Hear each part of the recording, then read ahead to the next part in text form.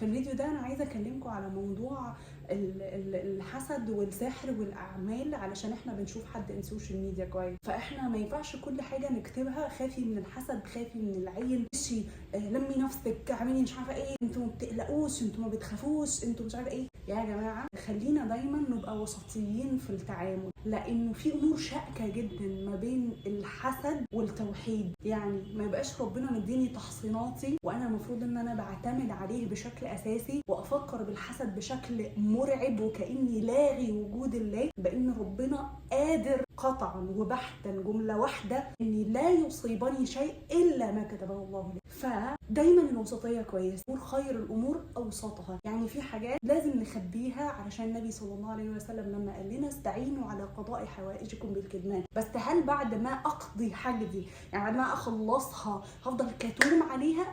يعني اكيد لا. عشان كده دايما الوسطيه كويسه. في فرق ما بين ان انا اكون مرعوب وطول الوقت حياتي ما ينفعش تبقى بابليك وما ينفعش اتكلم مع اي حد على اي حاجه عشان أنا طول الوقت خايف من الحسد، كاني لاغي وجود الله عز وجل ولاغي الايمان بالله عز وجل ولاغي قدره الله عز وجل ولاغي ان ربنا على الصعيد الثاني قال لي ان الله يحب ان يرى اثر نعمتي على عبد.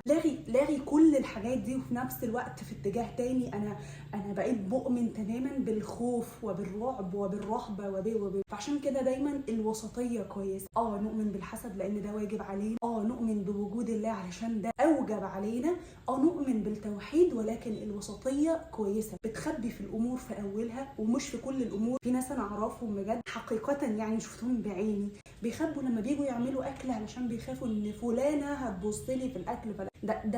ده اصبح مش حسد، ده اصبح عدم ايمان بقدره الله عز وجل. ففي فرق بين الاثنين كبير.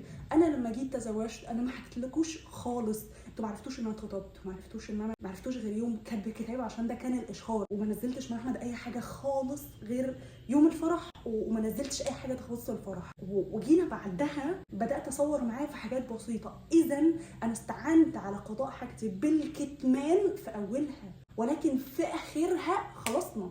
هنا اصبح الاشهار هو اللي واجب، فانا اشهر في الفرح. بعدها اصبح بيتي احق بيا، فانا ما ينفعش اتكلم على الحاجات اللي تخص بيتي علشان دي اسرار بيت، مش عشان الحسد خالص.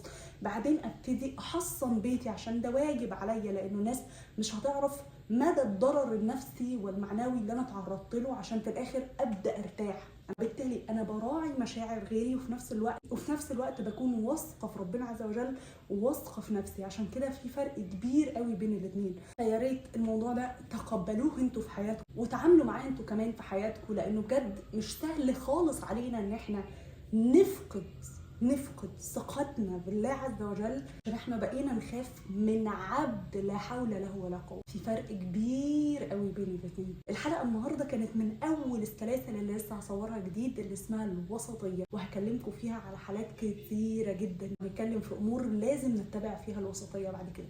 دمتم بخير.